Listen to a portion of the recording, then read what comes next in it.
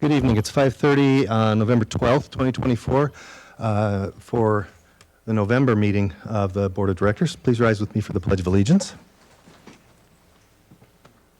Pledge allegiance to the flag of the United States of America and to the republic for which it stands, one nation, under God, indivisible, with liberty and justice for all.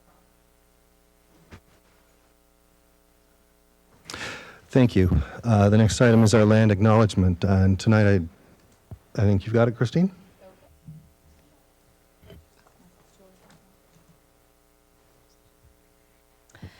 Evergreen Public Schools resides on the traditional lands of the Chinookan peoples and the Cowlitz tribe. They have lived on and cared for this land and its waterways since time immemorial. We thank them for their stewardship and make this acknowledgement to open a space of recognition, inclusion, and respect for all Indigenous students, families, and staff in our community. Thank you, Dr. Maloney. The next item is to adopt our agenda. I move that we adopt the agenda as presented. Second. It's been moved and seconded to adopt the agenda as presented. Is there any discussion? Hearing none, we'll take a vote. All in favor of adopting the agenda as presented? Aye. Aye. Any opposed? Motion carries. That's our agenda. I want to make note that because our students are not present tonight, that their report will be deferred until the next regular meeting. And that's item 10 on the agenda list, but that's there.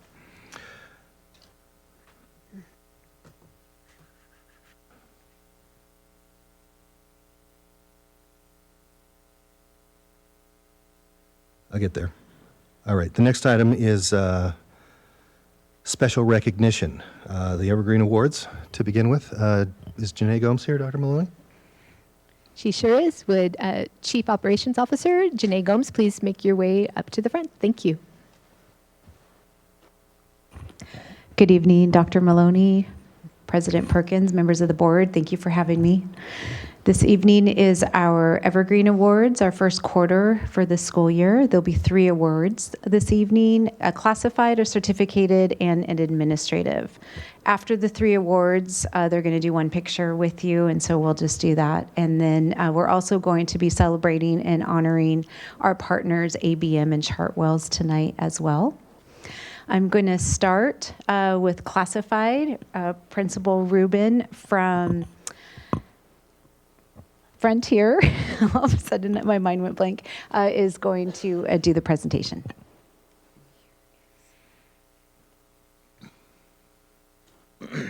Good evening. Thank you for the opportunity to present and recognize one of our amazing staff members. My name is Ruben Dorndorf. I'm the principal of Frontier Middle School. This evening I get to introduce Brian Hansen, who's going to speak about the individual recognizing Miss Krista Apt. Hey, how do you do? I've been fortunate enough to work with Krista for more than 10 years, since my first year working as a skip teacher at Frontier Middle School, when she was my paraeducator, and really this award could have come at any time since. From day one, her dedication, strong work ethic, and genuine care for students have been clear. Over the years, she's only grown in her ability to support students, collaborate with staff, and adapt to classroom needs. Krista excels in building positive relationships with both students and colleagues, addressing behavior with patience and a focus on solutions. Her leadership in special education is evident through her consistent dedication, willingness to go above and beyond, and proactive communication. She's an invaluable member of our team, and it's with great pride that I present to you this evening an outstanding educator and team member, Krista Apt.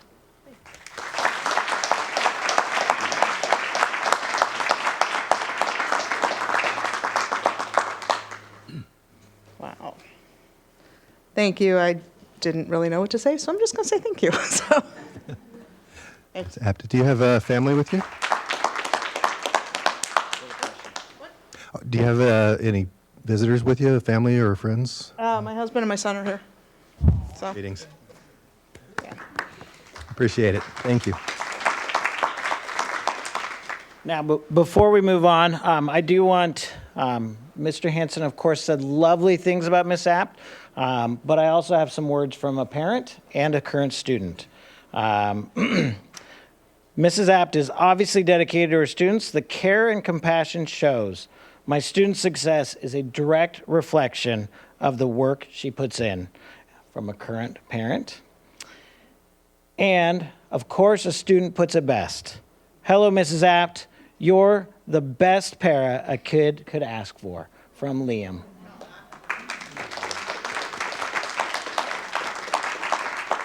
Thank you all for this opportunity. Thank you.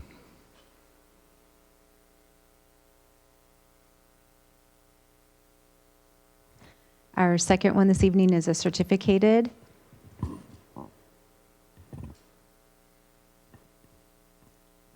From Columbia Valley, and Principal Leah will do the introductions.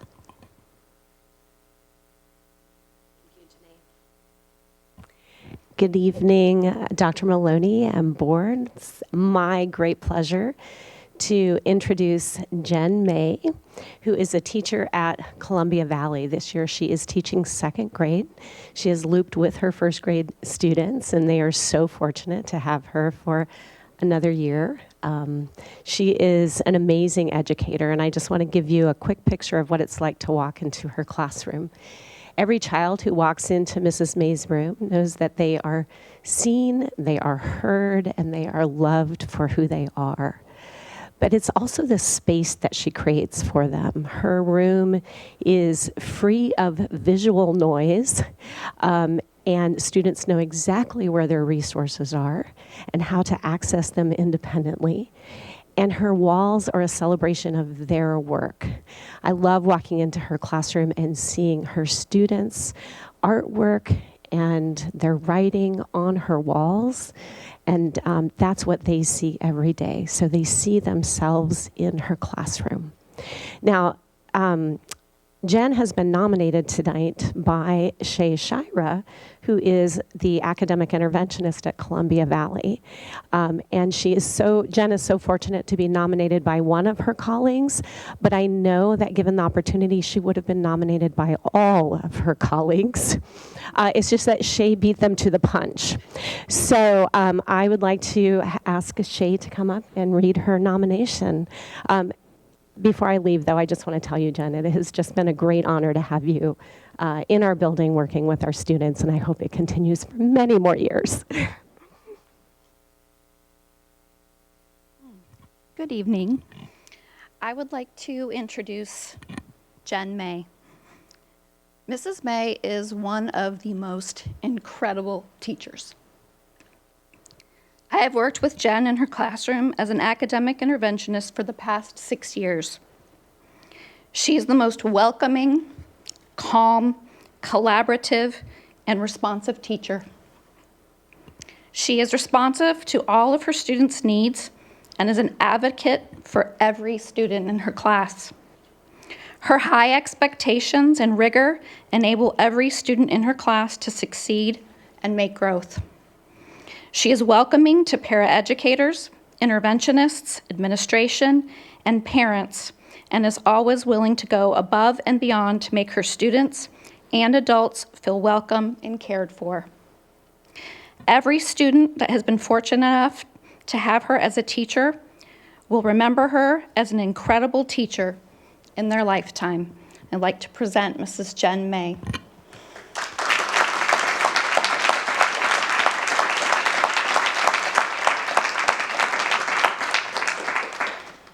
Well, thank you so much. Thank you to my friends. Thank you.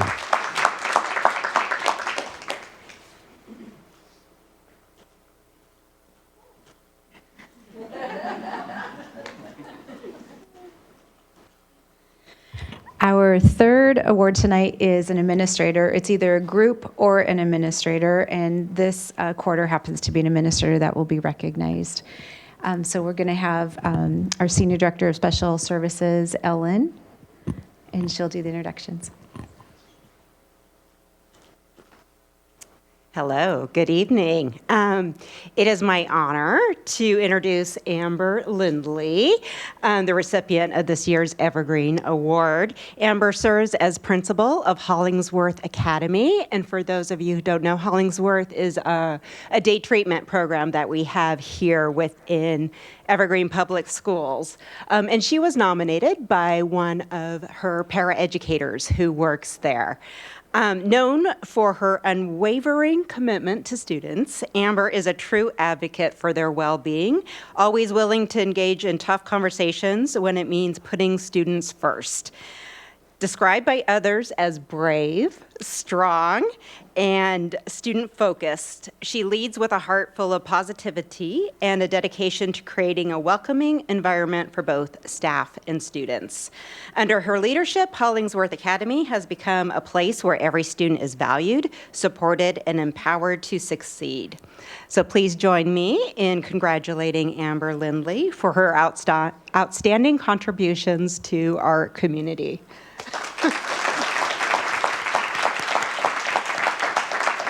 Thank you. Thank you. I don't have anything else to say. Yeah. Did I mention that she's brave and she doesn't really love a lot of attention? So thank you, Amber. Thank you. If we could get the three recipients and the board for a picture.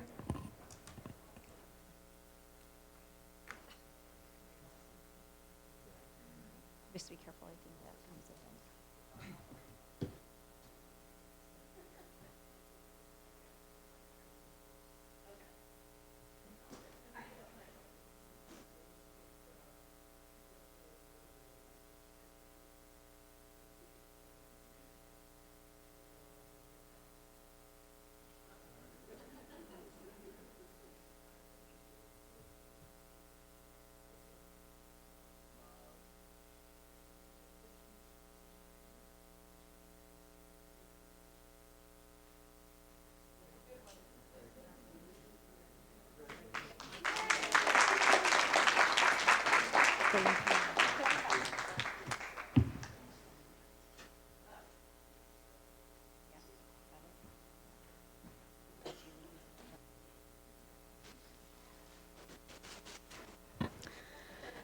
The next part of our recognition with our ABM and Chartwell partners.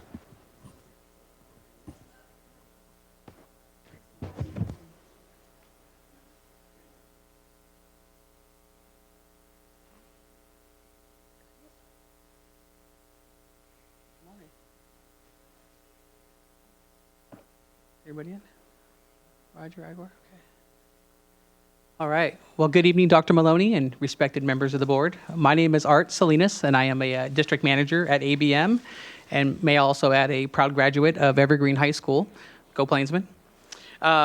Before we get going on recognizing our two well-deserving recipients, I just wanted to say thank you to the district for allowing us to have this opportunity to acknowledge and give them their moment for these two very deserving individuals. So with me this evening, let's see, to my right, I have Mr. Dean Fuchs, who is our Vice President of Education for ABM, who's joined us for this event tonight. But our honorees this evening, next to him, we have Mr. Roger Neal. Roger is the day lead custodian at Chehalis Middle School, where he's been with us, we'll say 14 years, Raj, right? 14 years? Since 2010? Okay, I passed the test. And then next to him, we have Mr. Igor Kushikov, who is the night custodian at Pioneer Elementary School. And Igor will be celebrating 17 years with us in 15? Okay, I gave him less. Okay, we'll give it to you. And yeah, so he's been with us for some time as well.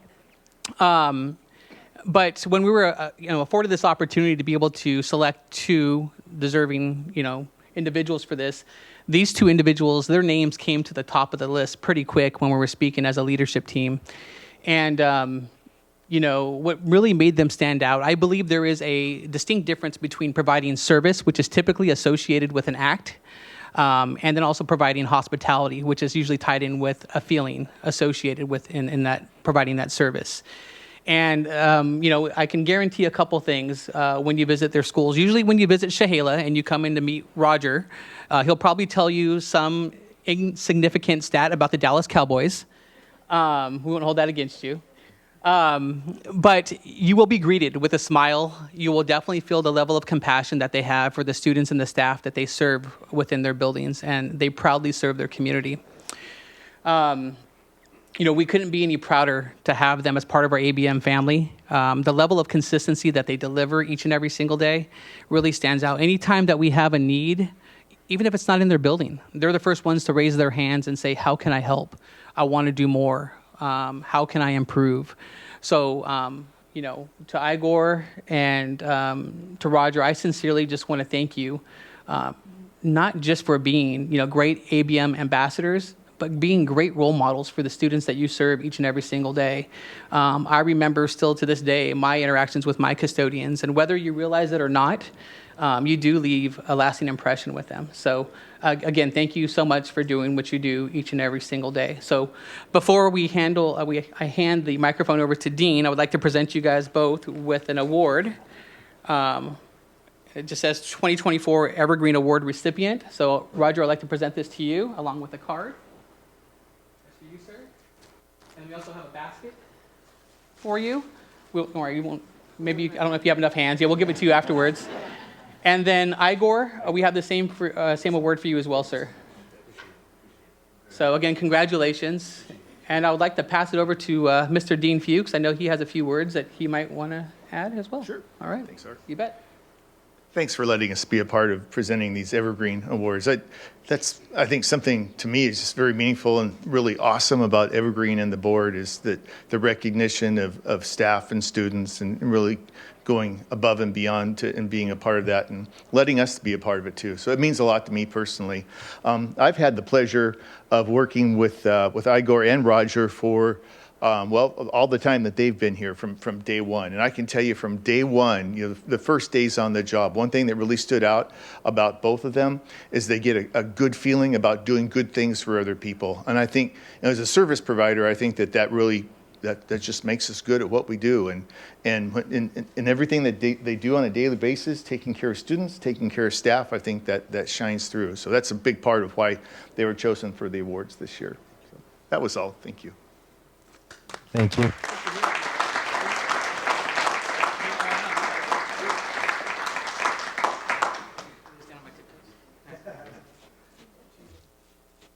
Thanks. Thank you. Thank you. And our last recognition is Chartwell's.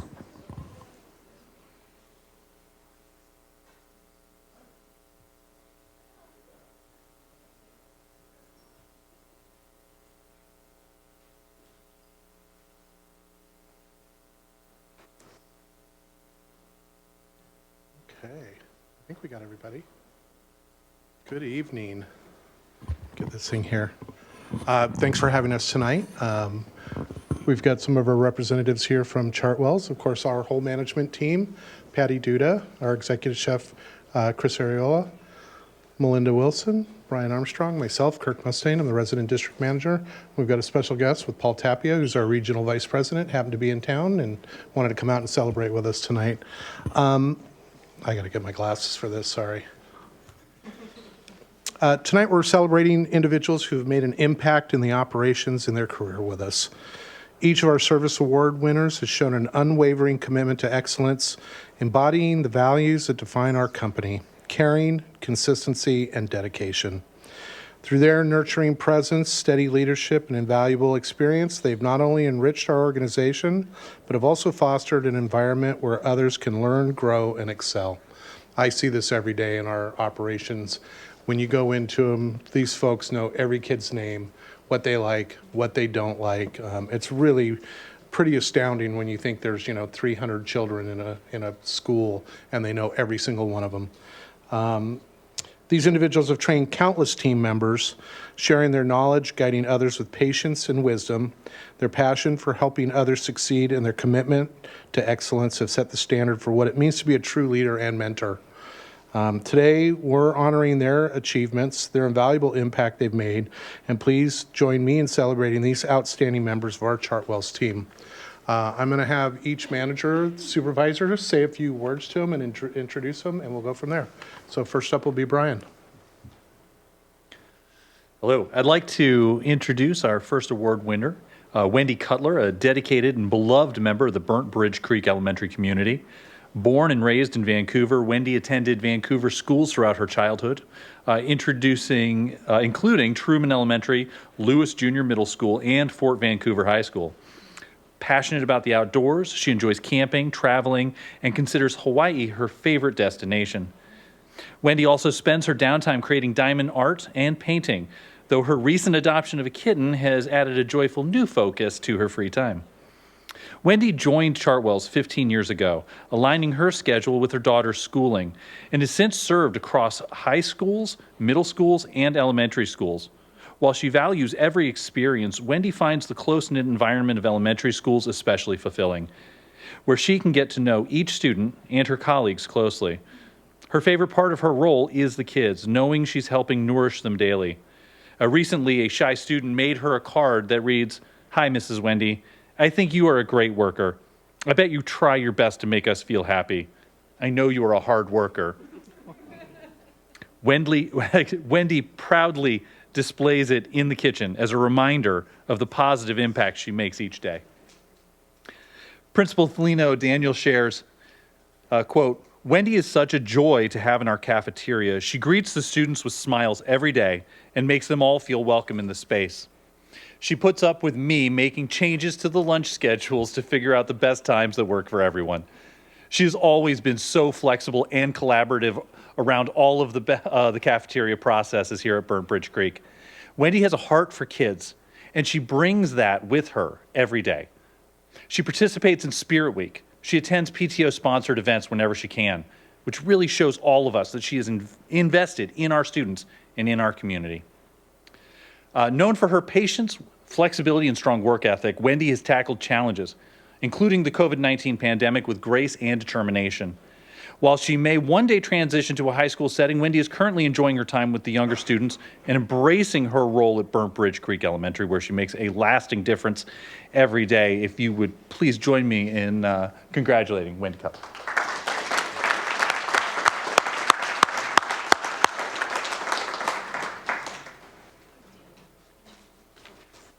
Hello. So come on over here, Alicia. This is Alicia Mars, and Alicia works at Covington Middle School. She's a valued member of Chartwell's whose dedication has left profound impact on the school and the community. Originally from Baltimore, Alicia moved to Vancouver in 1979. She attended Fircrest Elementary, Cascade Middle School, and graduated from Mountain View High School. In her free time, she enjoys dancing to 80s music, playing cards with friends, and traveling. Alicia joined Chartwell's nearly 8 years ago as a substitute when she became a single mom to her twin son and daughter. Over the years, she has become a cornerstone of her team, creating a safe, family-like, and inclusive workplace. Her favorite part of her job is receiving heartfelt notes from students expressing their appreciation for good meals, each one a cherished reminder of her positive influence. During COVID-19, one of Alicia's biggest challenges was finding ways to package and distribute meals and ensure every student received nutritious food. Her creativity and determination helped her meet this challenge, and her resilience and commitment to her students' well-being shone through. Known for her compassionate leadership style and open-door policy, Alicia leads by example, balancing warmth and inclusivity with adherence to important guidelines. Recently, she took an inspiring step forward in her career and personal growth, applying to graduate school to pursue a master's in social work, a testament to her commitment for making a difference in students' lives and beyond the cafeteria. We got a letter from Cascade Middle School, where Alicia used to work. It says, "We are happy to recognize and celebrate Alicia, a true asset to our community. Every day she brings an inspiring level of motivation, dedication, and warmth to her leadership role as the kitchen supervisor and as a member of our students, mentor to our students. We deeply appreciate her support and encouragement of both students and staff. Alicia goes above and beyond in fostering a positive and inclusive environment where everyone feels safe, heard, and noticed. Thank you, Alicia, for being a part of the team and showing up every day with kindness, love, and patience. You are truly appreciated. You're welcome. Thank you.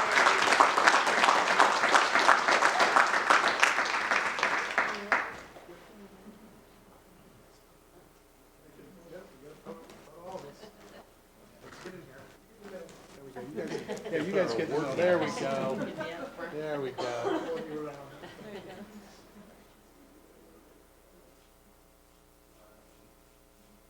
Thank you.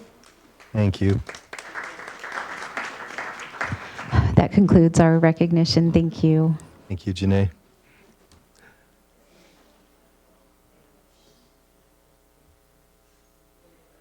Okay, the next item on the agenda is public comments. 2 people have signed up to speak tonight. Each speaker will have a maximum of 3 minutes. There is no I have to, when the list is this short, I'm skipping text that doesn't apply tonight. There is no mechanism whereby a speaker can donate some or all of their time to another speaker. No individual may speak more than once per regular meeting, even if there is time remaining. And please state your name and district affiliation, if any. And the first person on the list here is Angie Bunda. Angie, are you here tonight? Welcome.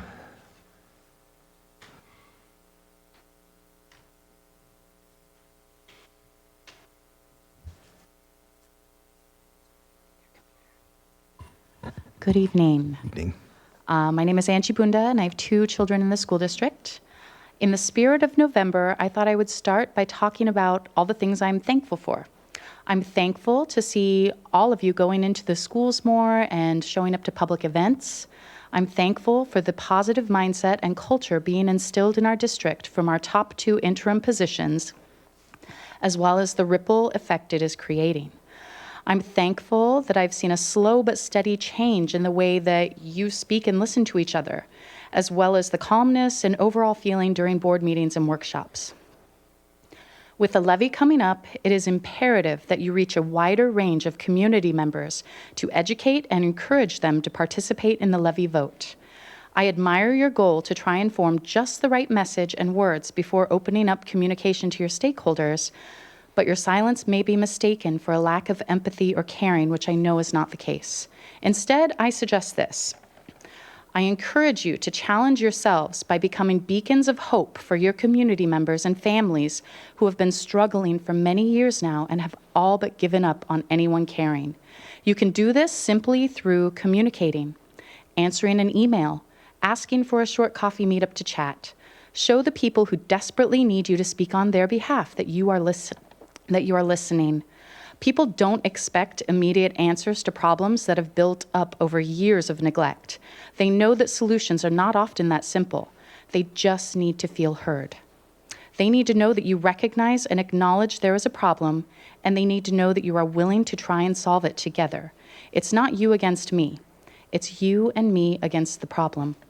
The communication that will change the path of this district will not come from a perfectly crafted, AI-aided statement shared to websites and publications, but rather in the personal touch of looking someone in the eye as they explain their concerns, or hearing the anguish and fear in their trembling voices as they talk about their child's struggles or experiences with workplace intimidation and retaliation. It comes through connecting with the individuals who voted for you to speak on their behalf.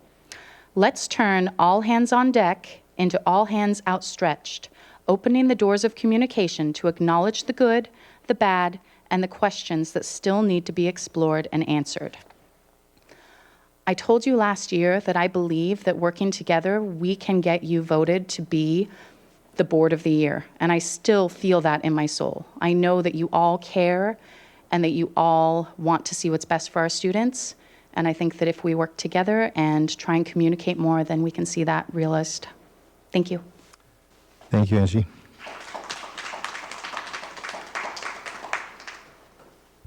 The next person on the agenda is, or on the list is Catherine Furtick. Catherine?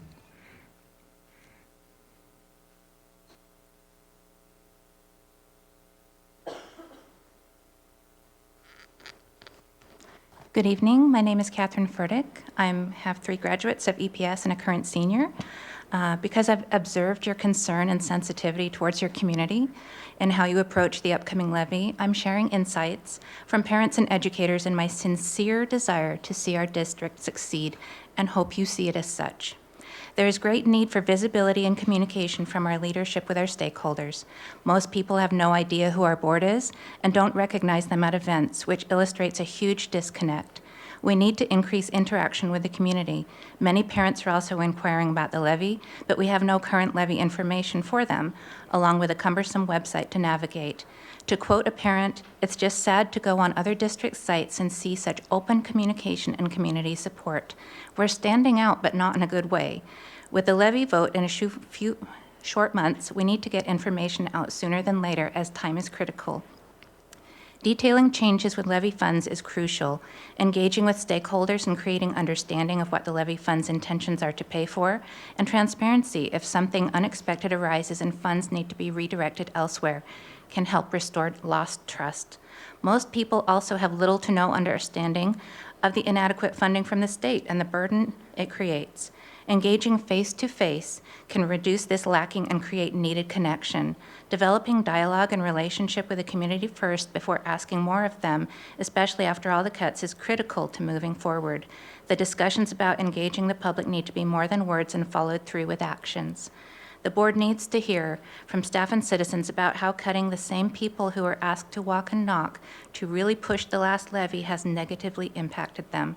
You need to understand that many educators who were told their jobs could be on the line, including librarians that helped get that levy passed, then cut with a year left of it, are feeling used and expendable, treated so poorly during the strike and bargaining, while impacted daily by a staff expression policy that has fostered an atmosphere of fear, gaslighting, and veiled threats when bringing up teaching and learning concerns, much of which prompted the strike in the first place. These same educators speak with wide eyes and hushed voices in fear for their jobs because the wording of the policy, which leaves the intent of their words and actions up to interpretation without any limitations or guidelines, essentially creating a blank check to any level of intimidation if investigation desires. Our community needs our educators to have a better structured policy that allows staff to express concerns about what is happening in the classroom and affecting teaching and learning that feels safe and not prohibitive. We need to show we value their expertise and input, especially as we ask them again to help pass the upcoming levy. Thank you. Thank you, Catherine. This concludes the public comments portion of the meeting. Our next agenda item is the board consent agenda. Is there a motion? I move that we approve the board's consent agenda as presented. Second. It's been moved and seconded to approve the board's consent agenda as presented. All in favor? Aye. Aye. Any opposed? Motion carries unanimously. The next item on the agenda is the superintendent's consent agenda. Is there a motion? I move for approval of the superintendent consent agenda. Seconded. It's been moved and seconded to approve the superintendent consent agenda. All in favor? Aye. Aye. Any opposed? Motion carries. Do you have all the names? Okay. Thank you. The next item on the agenda is our superintendent report. Dr. Maloney? Thank you. So it was really interesting. It was kind of a great coincidence, actually, that you asked me to read the land acknowledgement today, because last week I got to spend an entire day with the Cowlitz tribe and elders and leadership of the tribe. And it was an honor to be invited to participate in this gathering out at the reservation. And it gave me new meaning and understanding of the land acknowledgement that I was asked to read today. So I really learned a lot more about the history of the Cowlitz and creating a continuing partnership with the Evergreen School District and the things that we can work together on to help our Indigenous students and their families and to honor them. And things that they have done and established and their culture and their contributions moving forward. So thank you for that. And that was just kind of a great coincidence there. I spent lots of time in schools again the last number of weeks. 7 out of the last 10 days I've been in a particular school. And also engaged in an incredible opportunity to listen to our students perform at the Eastside Music Choral Festival. And so I was over at Union High School and heard elementary students, middle school students, and our Union High School, and they performed beautifully. And I had people coming up to me beforehand saying, "You should have been at practice. It was amazing." I teared up. And when I was looking around the crowd, doing a little people watching during some of the performances, it was very true. People were tearing up, and there was a lot of emotions because they sang so beautifully and emotionally. It just really made a connection, both our elementary, our middle, and our high school choirs. So that was great. And President Perkins was able to be there as well and shared some information at the beginning about how our levy funds help support our music programs. And so letting our community know that. I've been out at lunchtime. So this is something I shared a little bit with the board through the board communications. And I have been in 4 so far lunches. And so I just let principals know I'm going to be out and about during a lunchtime at one of the high schools. I've started with the high schools, and I'm just there. And I walk to different tables, and I just sit down and introduce myself. And it's funny the looks I get, right? I'm like, what are you doing? Here's this lady coming over and sitting down at our table, and she's shaking our hands and saying who she is, and we just chat. And it's been wonderful getting to know students in that type of environment versus just only walking into a classroom and seeing them engaged in lessons and their work that they're doing at their desk or whatever it happens to be. So I've been at Evergreen, Gila, Union, and Mountain View, and Heritage is next on my list. So they're coming up. I attended a volleyball game. Actually, I chose not to go to the varsity volleyball game that day. I went to the C2 game. And so it was between Mountain View and Evergreen, just to provide support, because C2 teams, there are learners, and they're getting better, and they're just learning that game and learning the skills necessary for it. And so I thought that'd be a great thing for me to go do and support the girls that are out on that volleyball team. And so that was a lot of fun to do that. Evergreen won, Mountain View, my son goes to Mountain View, so I have a hard time. Am I supposed to cheer for Mountain View or Evergreen? I got to do both. So I sat in the middle between the two sides, trying not to choose one side or the other. But all the girls played great, and it was a fun game to watch. Holiday Bazaar was amazing at Mountain View, and that is a fundraiser for the music program, for the booster clubs, for the instrumental program there for band and orchestra. And I walked out of there with a ton of dog treats and some flowers. And the dog treats were actually made by 2 students from Illahee. And they're running a little dog treat business and had a booth there. So, and my dogs loved them, by the way. So, that was fun to do that. Veterans Day Parade happened yesterday down near Fort Vancouver, and so I know President Perkins joined that as well. Great showing, lots and lots of people out there. The weather was a little cold, but it was amazing to watch how Vancouver celebrates veterans that day. So it was an honor to be there. I held Chat with Christine at Y East. This is the second one that I've held. That was last week. I think it was last week. Things are running together a little bit. I listened to staff, so a variety of staff come from all over the district. I held it a little bit later in the afternoon than the last one that I held.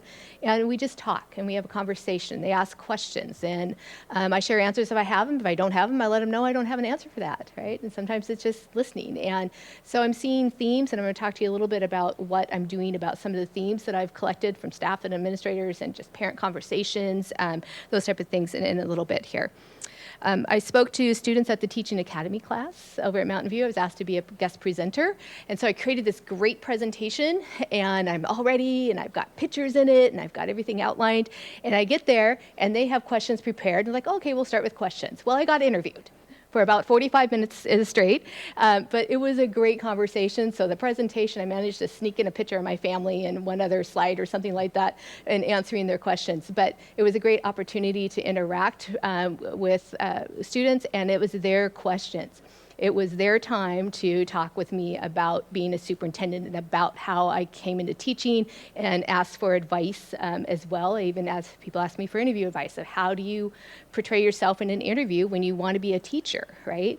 And one of the first things, one of the things I shared with them was you need to love kids, right? You need to love students. You need to have that passion to help students learn. And that's first and foremost. And I said, if I don't hear that in an interview from a teacher, then I'm not really interested, because I don't want to hear the first thing out of a teacher's mouth saying, I want to teach math.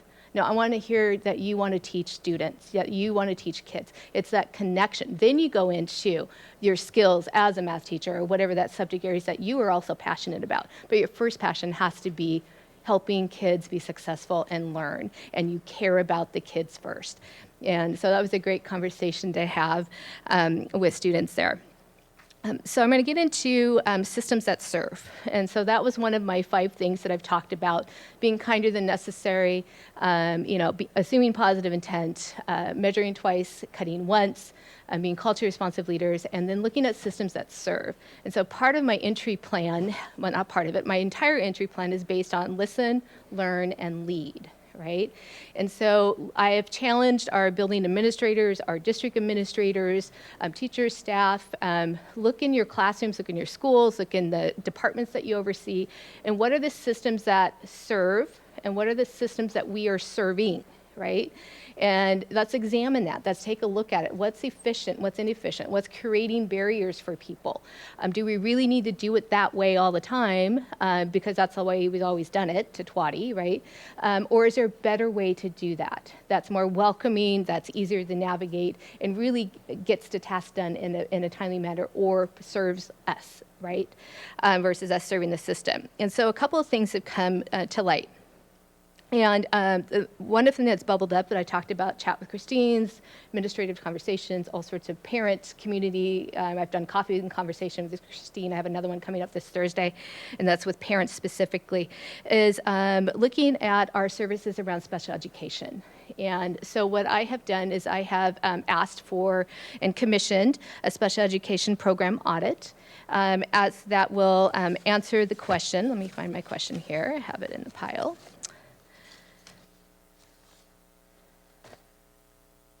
Oops, I should have it on the front. Aha, here we go. That answers the question, is the special education department using and managing operating systems in a manner that serves all stakeholders efficiently and effectively, right? So I think that's really important for us to examine the systems that we have, and are they serving us, or are we serving them, right? So how can we, what type of information do we need to collect, and then be able to make decisions moving forward to make that system serve our stakeholders, right?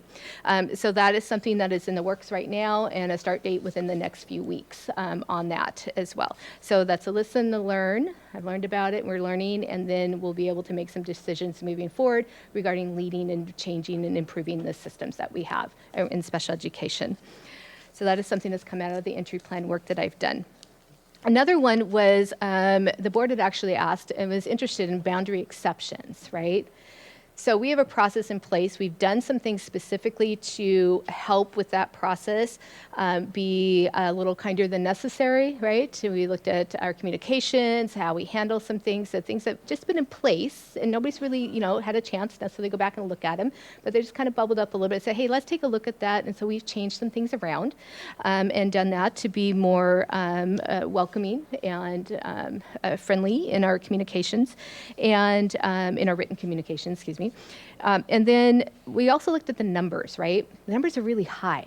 We are losing students right now. We have our demographer, told us, hey, our enrollment's going down.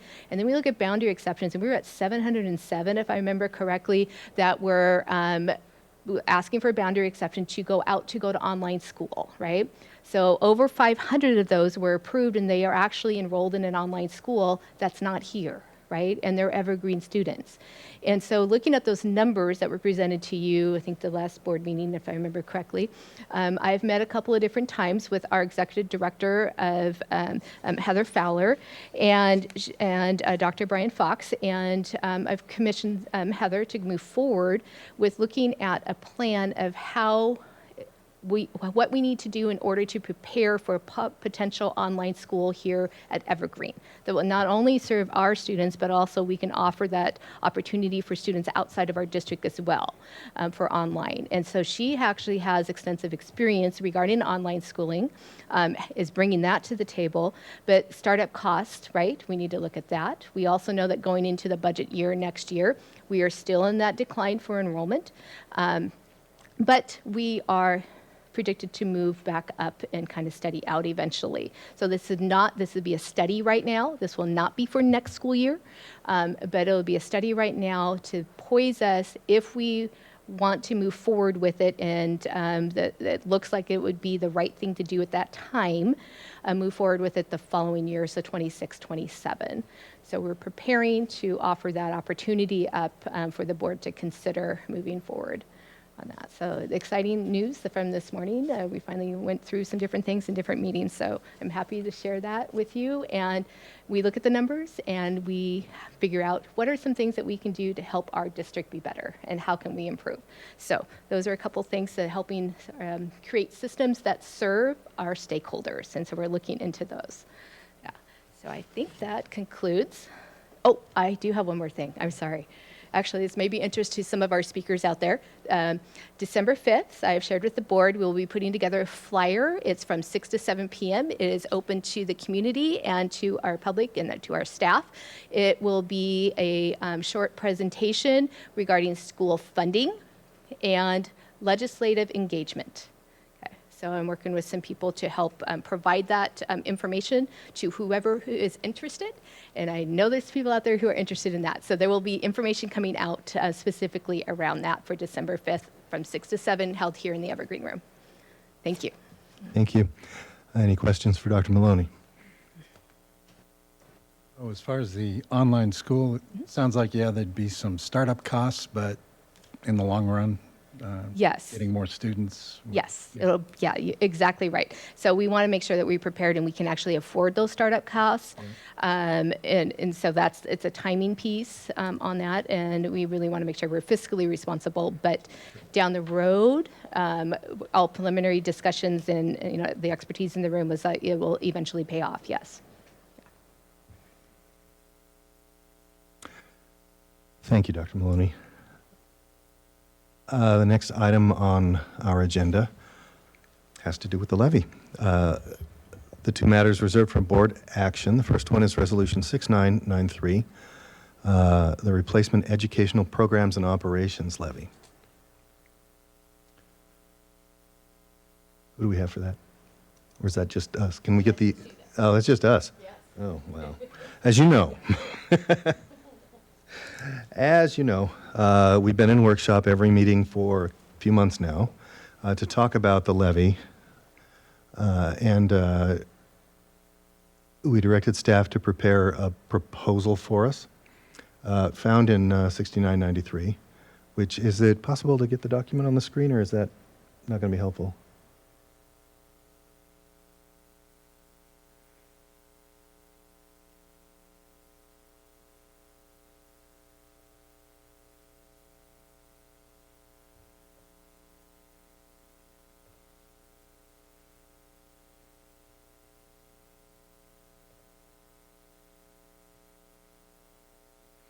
If we could scroll down to the table at the bottom of page 1 and the top of page 2. That's the one. To show the levels that we'd ask them to prepare for this resolution. And if that comports with what you remember, I will need a motion to approve this. Then we'll begin discussion. I move to approve resolution number 6993, the Replacement Educational Programs and Operational Levy. Second. It's been moved and seconded to approve resolution 6993, the four-year levy. Is there discussion? I think you've said it best, Rob. We've been talking about it for several months, and I think we workshopped at the last two meetings that we were all together. We got some different proposals, what they would look like, and I think that at the last workshop, these were the numbers that we pretty much kind of came to a conclusion was the direction that the board might want to take a look at. Is this, I believe this is the maximum amount that we're looking at. So it's the statutory maximum, as I remember. And we feel it's the amount that we need to move forward the next several years. All right. I want to express appreciation to the Evergreen Education Association for their advocacy for this amount. And if this passes, then we agree. And their offer of support to get the information out there and help us with that is why am I blanking on words? Thank you. Thank you, EEA. I appreciate it. Is there any other discussion? Hearing none, we'll take a vote on Resolution 6993, the 4-year program renewal levy. All in favor? Aye. Aye. Any opposed? Motion carries unanimously. The next item for board action is Resolution 6994, a replacement safety, security, and technology capital levy. Let's see.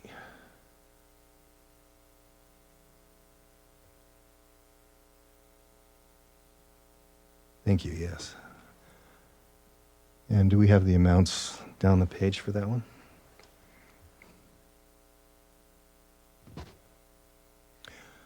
Okay. Just as we've had an operations levy, this is the tech levy renewal. An action will require a motion. I move to approve resolution number 6994, replacement safety, security, and technology capital levy. Seconded. It's been moved and seconded to approve resolution 6994. For some reason, I'm blanking on the title. The capital levy. Is there any discussion? This one is the replacement of the technology levy that we put into place. I think the first time was in 2018. Mm-hmm. Does that sound correct? It sounds right. 2018 was a 6-year Right around, capital levy. This one's for 4 years to align with the maintenance and operations levy. Correct. But this truly is just a replacement, identical dollars. Right. Across. Yeah. I think so. Adjusted for some inflation, but yeah. Yeah. Yeah. Any other comments, questions? Hearing none, then we'll take a vote. All those in favor? Aye. Aye. Any opposed? And the motion carries. So both of these will go to the ballot in February. I think it's the first Tuesday after the first Monday in February, whichever date that is, to be selected by the people. Looking forward to the information campaign. There is a workshop item describing the beginnings of the information campaign. We did hear some comments about needing that information this evening, so we can look forward to that for some of the details. The next item on the agenda is the Teaching and Learning and Equity Update. Dr. Maloney, is Dr. Fox here? Yes. Would Interim Chief Academic Officer Dr. Fox please make your way to the podium? Thank you. Good evening, President Perkins, members of the Board of Directors. I'm hoping my slides will come up shortly. This evening I have 3 items to share with you from Teaching, Learning, and Equity in our update, and then I also have 2 introductions to make. So I'll describe the first slide to you, and you'll imagine it in your mind. It says Native American Heritage Month as our first bullet, then Learn Here Hero Award.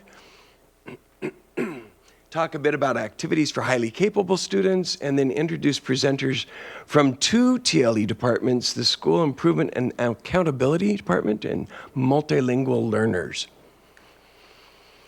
Last week, Director of Student Equity and Family Engagement, Jamila Singleton, encouraged us all to honor Native American Heritage Month by elevating the voices of Indigenous peoples who continue to contribute to and shape our communities. She has offered a few links to resources and events taking place in our area and is inviting us all to a Native American community art event at Y East on November 18th. And you can see from the visual on this slide that we're invited to a special evening of culture, storytelling, and art as we honor Native American Heritage Month, hosted by Evergreen Public Schools and Fourth Plane Forward. Participants will experience the richness of Indigenous traditions with inspiring presentations, authentic art, storytelling, and delicious food catered by Indigenous Unity Hour Tool. This is a free family event. It's open to all in our community from 5 to 8 p.m. on Monday, November 18th at Y East Middle School. Next, I'd like to talk a bit about Identity Clark County, which is a nonprofit organization comprised of business leaders who seek to strengthen our community, making it a desired place where people can live and learn for a lifetime. One of their initiatives is called the Learn Here Project, which celebrates the quality educational systems across Southwest Washington and honors volunteers and staff who do exemplary work supporting the education of our next generation. On October 24th at WSU Vancouver, about 130 community and business leaders, along with families, friends, and colleagues, gathered to celebrate the 2024 Learn Here Heroes, and 2 of these heroes come from our own community. So at this time, I would like to invite EPS re-engagement specialist Aaron Helenihi to join me at the podium. And as he's coming forward, would you all, even in the audience back there, help me congratulate Aaron as a 2024 Learn Here Hero. I know I'm shaking your hand, but I'll do it one more time. As re-engagement specialist, Aaron works closely with students and families to help get kids back into school. Aaron is a problem solver, working hard to help families overcome whatever barrier is in their way. This might be helping families secure transportation or helping students make connections with other students and staff at their school. He works in the Student Services Department with Cal Pyland and Jason Castro, who told me, quote, Aaron has the biggest heart for kids of anyone I have ever met. He routinely goes above and beyond to reach out to students and families and troubleshoot ways to improve student attendance. We are lucky to have Aaron working in student services. And it sounds like our families are lucky to have Aaron working in EPS. Thank you, Aaron, for the work that you do. This award is well-deserved, and I'm assuming that you want to shake his hand and congratulate him. And so, Aaron, would you walk by each of these directors and let them give you a word of thanks?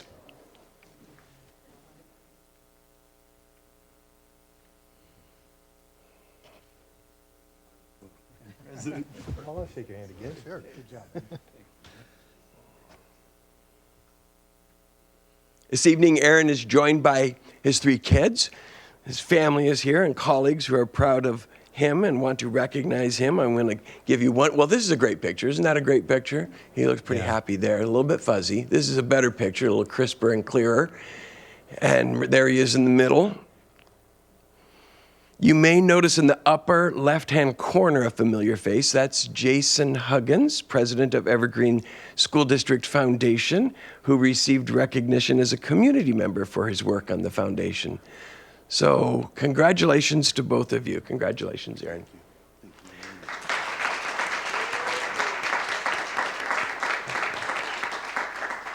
I suggested that Aaron and his family didn't need to stay for the rest of the meeting, especially since I learned they hadn't had dinner.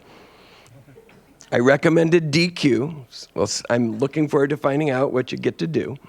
You know, when you go to a concert, often the kids get to go out for, dilly bars afterwards. It seems like the kids should buy dad something, right? I have another TLE staff member to introduce. This is a photo of Jody Kelly, highly capable teacher on special assignment. We say TOSA. Jody works with EPS teachers who support a highly capable program student within a cluster group in their classroom. She supports teachers with learning labs, after-school professional development, and job-embedded coaching. She also supports parents of high-cap students by organizing extracurricular enrichment opportunities for students. This fall, many students have been participating in competitive speed jigsaw puzzle clubs. And you can see a picture of one from last year. Offered for students in grades 3 through 5, speed puzzling is a twist on competitive jigsaw puzzles, where the focus is not only on completing the puzzle, but also doing it as quickly as possible. Students can work solo or in pairs or with the team. And teams at the schools have been preparing for the big district jigsaw competition, which will take place in this room on December 18th. I'm sure the room will be filled with energy and enthusiasm, and of course you're welcome and invited to come and see some of that. Well, in teaching, learning, and equity, our goal is to support the important work in each of our schools. So I'll put that graphic up again to represent that. This month, we recognize Native American and Indigenous contributions in an effort to foster spaces where students see themselves and others reflected in their school environment. We celebrate with re-engagement specialist Aaron Helenihi and thank him for the support he and many others provide in getting students engaged in learning. And tonight we saw one way Jody Kelly is serving highly capable students using fun learning strategies. Next, I would like to introduce two members of the TLE team who will report on school improvement planning and more specifically on ways we're supporting multilingual learners. So at this time, I'm going to ask for Director of School Improvement and Accountability, Karen Fox, and Director of Multilingual Learners, Veronica Magallanes, to join me, and they have the next several minutes with these slides.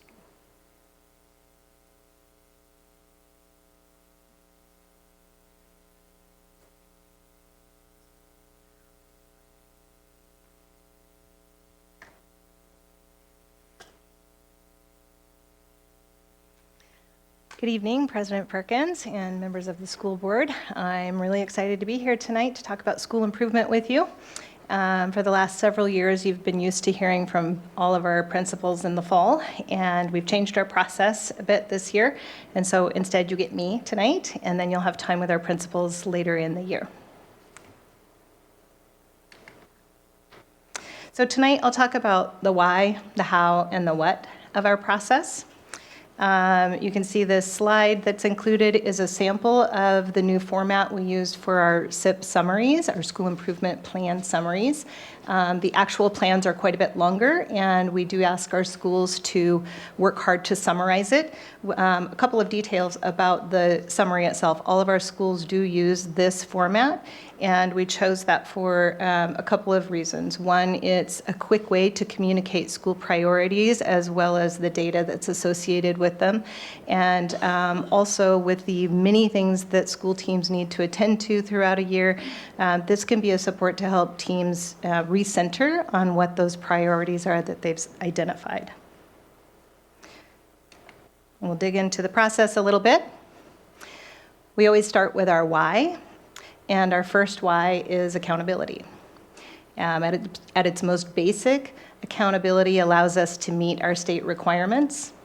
But much more meaningfully than that, accountability helps us to communicate and maintain our promises.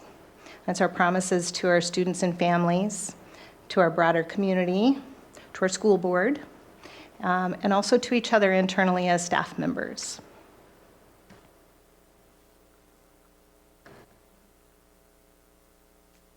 One of the things that you'll notice about the plans as you review the summaries is commonality and cohesiveness. This is intentional and is another why of our process.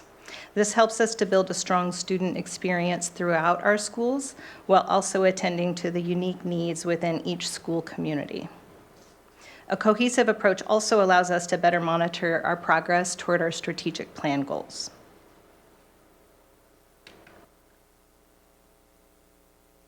So how do we define our focus and define our plans?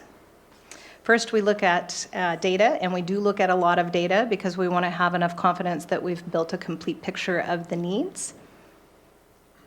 And the thing to note about our plans this year is that we are not completely changing our focus. Rather, we are refining and expanding our focus with a specific emphasis on building inclusive supports for all students and also building connections throughout our district.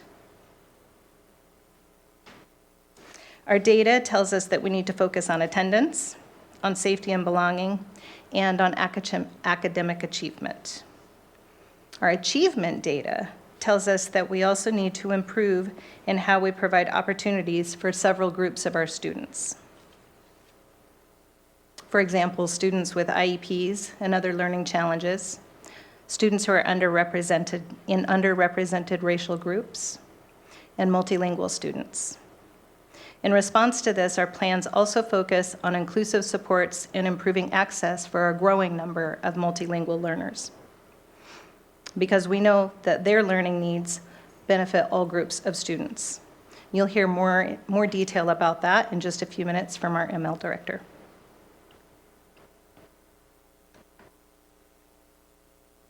This slide illustrates the last detail of our how. You'll notice as you're reviewing those plan summaries that our school plans identify just a few key actions, and this is by design. Our schools work to identify actions that get at root causes, meaning that they identify causes that probably lay a few layers deep and below the surface. They choose actions based on what research and data tell us will most likely result in strong student outcomes, giving us the most confidence. And they also focus on actions that connect multiple structures with clarity. Improvement models refer to these actions, these types of actions, as primary drivers, meaning that they influence or drive many parts of a system. In this way, our schools and our system aim to accomplish a lot with relatively few actions to focus on in a very busy year. It's a way to keep the work manageable and also to minimize distraction.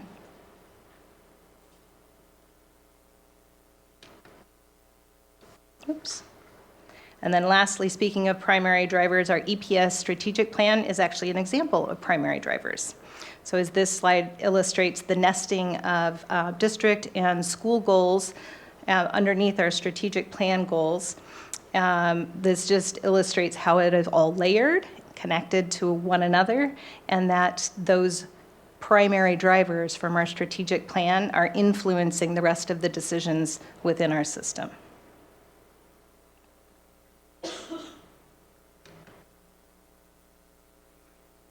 And then drilling down just a little bit more, this table demonstrates the what and shows what some of the trends are in our schools. Also shows the practices that are identified that support those trends, as well as the methods that we're using to work on those practices that are associated with those trends. The key takeaway here is that all of the layers of our system are connected and working together to move in the same direction.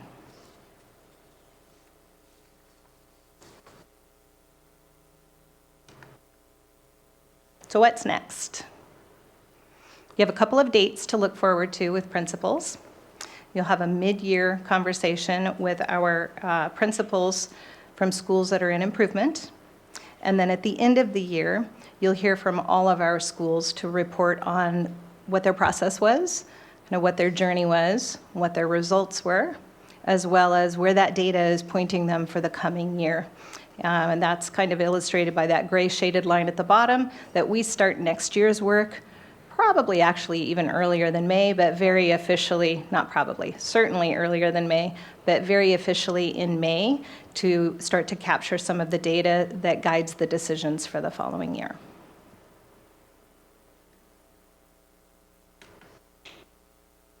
That gives you a snapshot of our school improvement process and some of the refined changes that we've made for this year. Our schools are working really hard, and we're excited about the progress that we all anticipate making this year and strong outcomes for students. And I'm really excited to have you hear from our principals as the year progresses.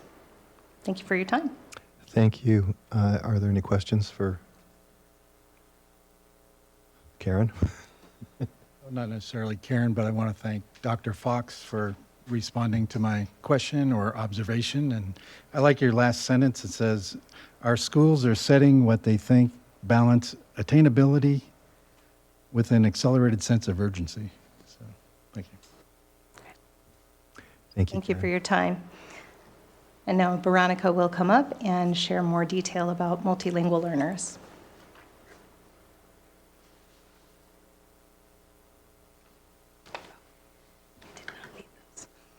Good evening.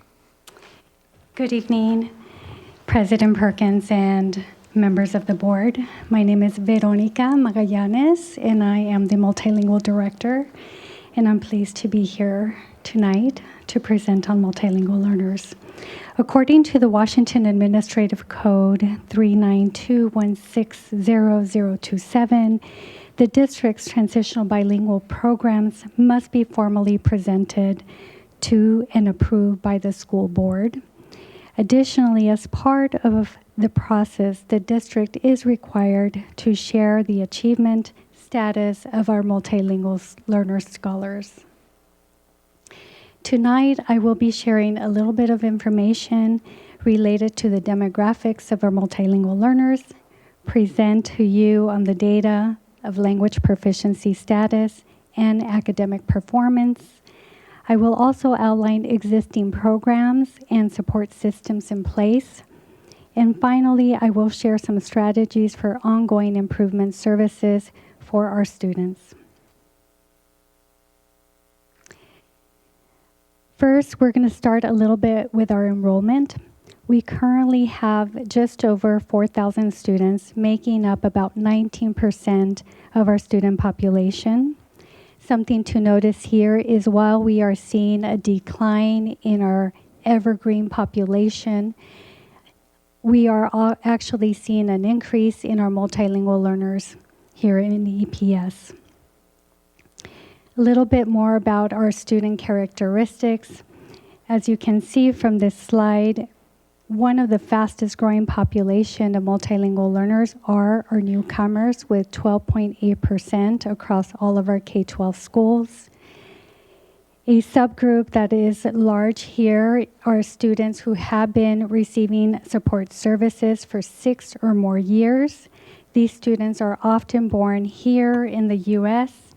and are born and raised here in the United States and likely have been in our school system since kindergarten. This is a group of students that we must be very attentive to, since all their education might have just been here with Evergreen, but they have not yet reached proficiency.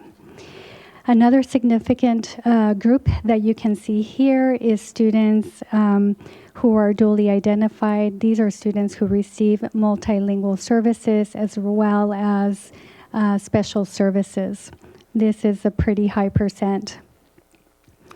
The graph also highlights the percentage of multilingual learners accessing dual language educational programs. This is a state prioritized program, and as you can see, we offer it here, and what we would love to see is these programs expanding and growing within Evergreen as a priority program for serving our students.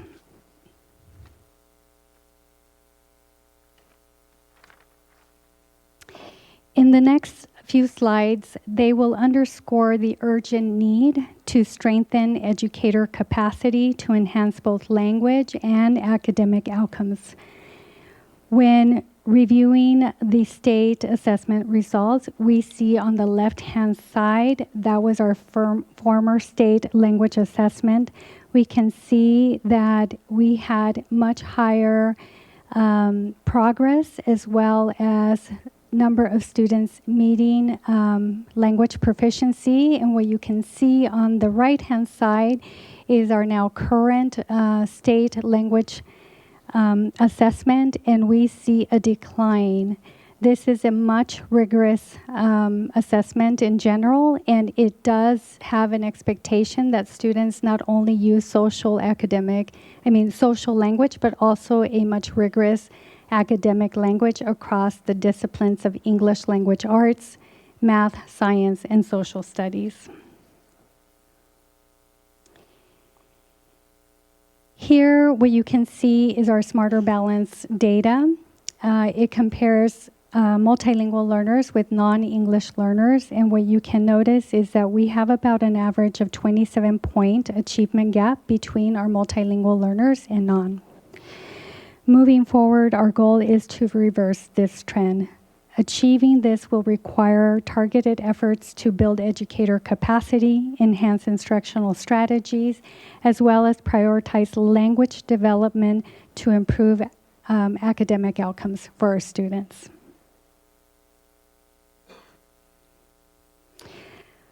Our district is very committed in addressing these inequities with great resolve.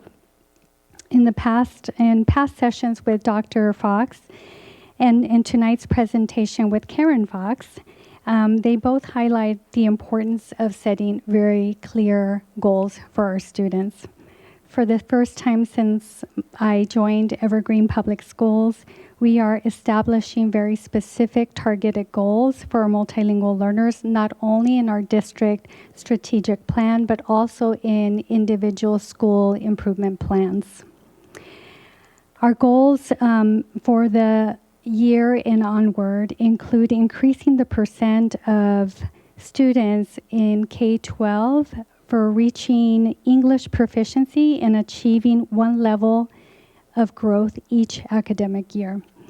Raising the number of multilingual learners meeting and exceeding grade level expectations in mathematics and English language arts, as well as assisting with the reduction of the chronic absenteeism.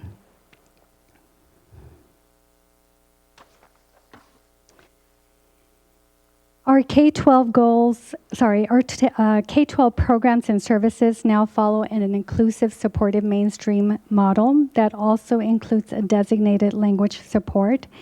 These services are aligned to our strategic goals. They include K-12 dual language education at 6 of our sites. These are, again, prioritized programs in the state of Washington, and they support bilingualism as well as biliteracy.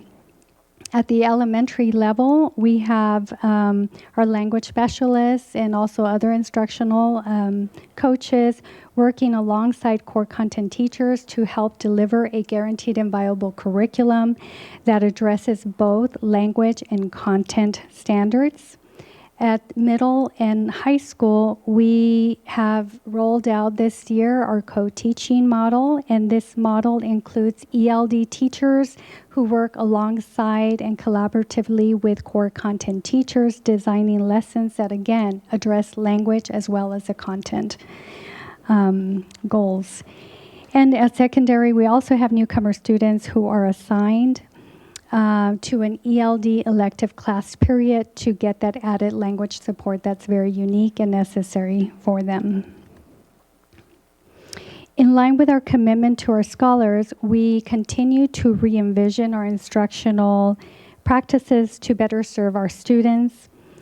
One way we are doing this is making data accessible through elevation. This helps schools, teachers, and across staff monitor student progress, not just language data, but also academic data.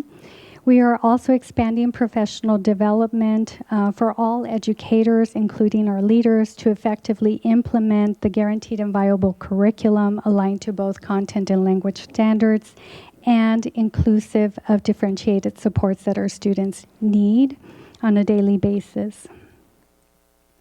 These are our priorities for the next several years. Our schools are working really hard, and so are our students, and we're excited about the progress we'll make this year and our promise to our students belonging for each success for all. Thank you for your time tonight. Thank you. Are there any other questions for Dr. Fox or any of his staff? Hearing none, we'll move to our next agenda item. No questions? Thank you. Thank you. Gracias.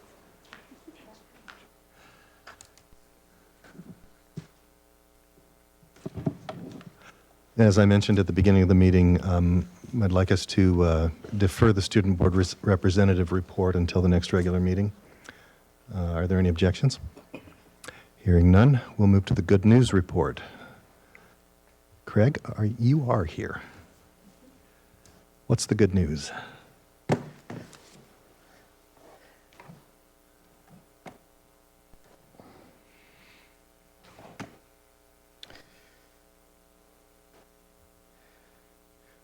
Good evening, Superintendent Maloney, President Perkins, and the rest of the board. Thank you, as always, for giving me this opportunity to share the good news from around our district. And as always, there's plenty.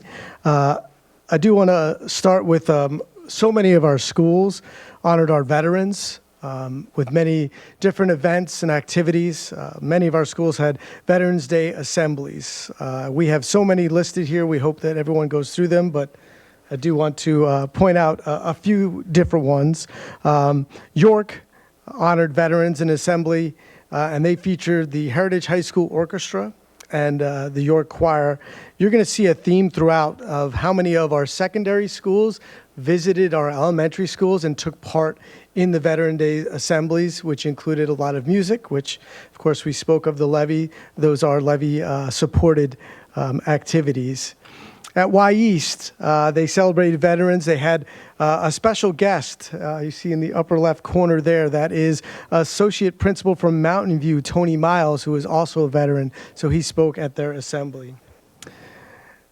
I'm going to scroll down to Ellsworth and just highlight them because they really honored their veterans in very personal ways. They shared art, poetry, handshakes, and the fifth graders wrote personalized letters that they presented to the veterans that attended the assembly. So you could see from the pictures that they really made sure they made a connection with the people in their community. So a really wonderful assembly at Ellsworth and throughout. So I'm going to have to scroll quite a bit past the many Veterans Days. I want to highlight the video story from Riverview called Recess is Fun for Everyone. This was a learning experience for me, not really thinking about recess as such a place to really have a part of the whole education system. Riverview, along with, I believe, 4 other of our elementary schools, through a grant, have partnered with Playworks Pacific Northwest. And what they do is they revision recess. It's not that big of a change in the sense that there's still kids taking part in events and games, but they make it so that there's directions out there for every game. It's definitely more deliberate. And this gives the kids a sense of belonging. Some kids, recess is overwhelming. So much choice. They don't know the rules.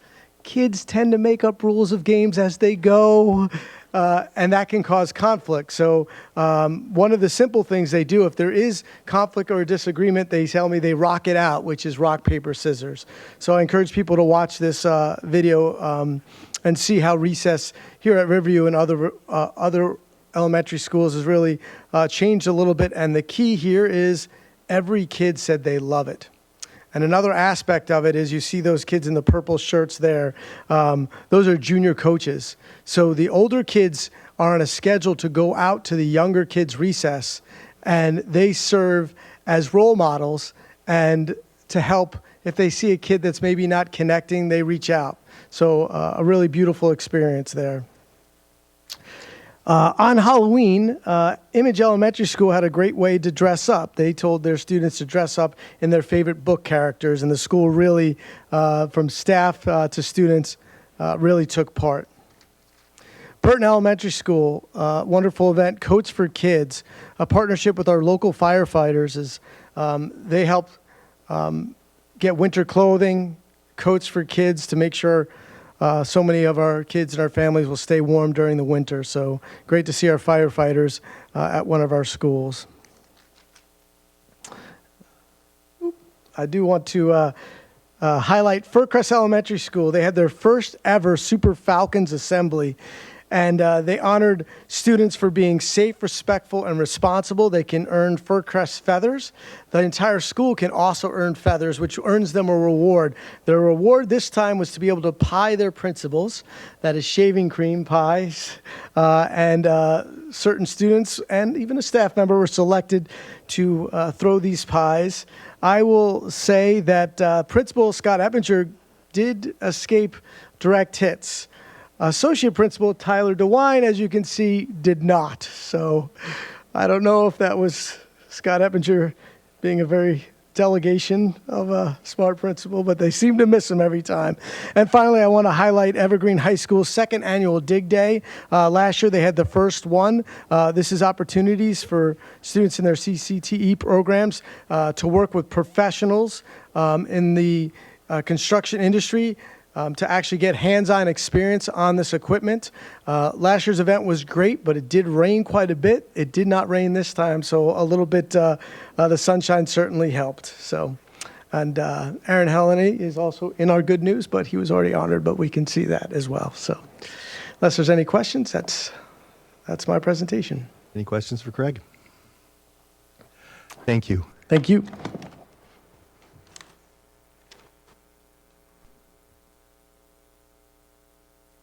The next item on the agenda is our board comments. Are there any comments? I wanted to say that I went to Mountain View's Veterans Assembly this morning, and it was wonderful and inspiring. The music program is just so wonderful there, the choir and the band. We had a speaker who went to college, didn't really have a plan, she said, ended up joining the military, and it was the best decision of her life. She said that it was something she would never have thought she was going to do, but wanting to let kids know that there are other options out there aside from just going straight to college, you know, other pathways and things. And there was another gentleman there who turns 99 next month, and he served in World War II, and the students just gave him such a wonderful welcome and reception. And it was just a really great experience. Wonderful. We had a breakfast at the board at Y East, Ginny and I, which was attended by, I think, a little over 20 students, right? And then we talked at length about the school day and cell phone policies, and really appreciative of the students who spoke out to talk about that and the way that Y East's cell phone policy is being, I guess the word enforced is probably a pretty good one. Or applied, and it was good to hear from the students how they feel about it and what's going on, and a lot of it affirmed what the surveys were showing us. So I think we have a pretty consistent picture, and I'm appreciative of the summaries that we've gotten about cell phone policies throughout the district. Thank you, Dr. Maloney. I was also at the Veterans Day Parade, as Superintendent mentioned, and ran into Congresswoman Marie Gluesenkamp-Perez, who was there. She actually recognized me before I recognized her. It was a little surreal for me. But it's my first experience in years at a Veterans Day Parade, and I was really impressed by the level of volunteerism and the number of people and groups who are dedicated to the welfare of veterans. As you know, I serve on the Community Action Advisory Board in the county, and so taking care of folks who are homeless is something that I do work on every day. And it was good to be reminded of just how much was out there. And of course, Christine mentioned the Eastside Music Festival, which is always a high point of my year, listening to those kids sing. You may know that Union has a new choir teacher who moved from Evergreen to Union, and what she and the choir brought out in their performance was nothing less than astounding. They're great musicians, and they're being led by a great musician. I appreciate that. And that's what I have today. Well, I too had an opportunity to attend the North Side choral concert, and then the Central, I guess, at Evergreen High School. And I wanted to give a quick shout out to Corinne Ormson for coordinating all of those, because it really is amazing to get all of those elementary schools together. They have one rehearsal. It's really a big deal for those kids too, to get to perform at the high school and be with the middle school performers and the high school performers. And I also want to give a shout out to all the music educators, because I really could see all of their passion and the work that they do for those kids. And so both of them were great events. I agree. It's great to watch teachers lead students like that. The music was amazing. Any other comments? And congratulations again to Jen, Amber, and Krista for receiving the Evergreen Awards. And we know there's a lot of teachers out there that deserve them. And yeah, sorry we can't give everyone one that deserves one, but we thank you for their service. And as far as ABM, I worked 5 years going through college at night, doing maintenance and janitorial work, so I understand how hard those guys work. And Chartwells, my wife worked at Chartwells for 3 years, and they really work them hard, and they do a great job keeping the place clean and making sure the kids get food that is up to standards, and so I appreciate them as well. Also want to thank those that spoke tonight, public comments, and we hear your comments. And I think with our upcoming levy, I believe this would be an opportune time for this board to take steps to address some of the concerns that have surfaced over the past few years. And the one I'd like to highlight tonight and ask my fellow board members if we can possibly maybe discuss at a future board meeting or a board workshop the monetary supplemental contracts for the members of the bargaining team. Our former superintendent, John Boyd, last year set a new precedent, and this hadn't been done here in the past, and by all accounts, it seemed to be a surprise.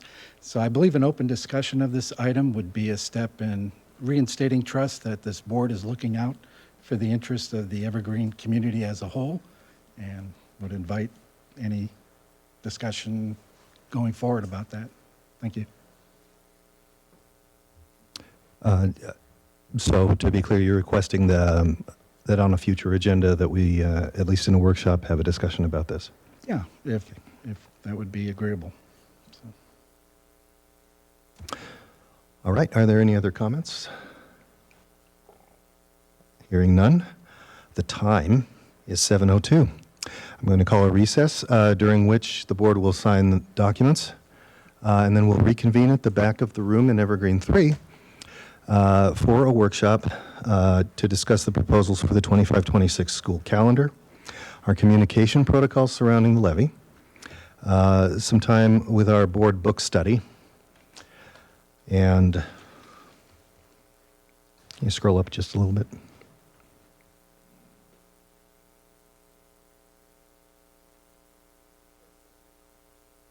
It's just off the screen. We'll discuss the annual conference coming up in 2 weeks, I think. Next week. 1 week. Next week, and how we might want to divide our time to get the most out of that. We'll hear a short legislative update from Director Gronwald and talk calendar items, after which we'll adjourn. So we're in recess.